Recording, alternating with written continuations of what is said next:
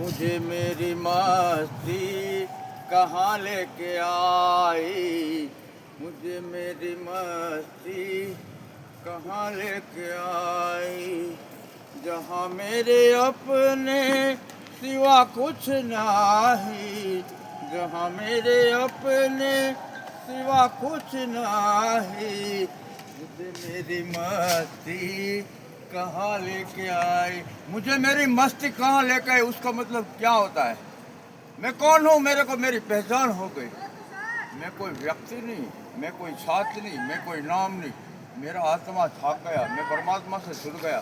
तो आत्मा सो परमात्मा तो मुझे पता चला, ये पर्दा है दुई का, ये पर्दा है दुई का, हटाया उसे तो सिवा कुछ नहीं। आ પડદો મનનો અંદરનો જે મેલ છે એ મેલ દૂર થયો તો આત્માનો પ્રકાશ થયો, તો પછી તમારામાંય ભગવાન છે, મારામાં ભગવાન, જડ ચેતન દરેક વસ્તુ ભગવાન છે. એટલે હવે મને આનંદ આનંદ અને આનંદ જ છે. જય મહાકાલ ગંગા મૈયા કી જય. વાહ બાપુ વાહ.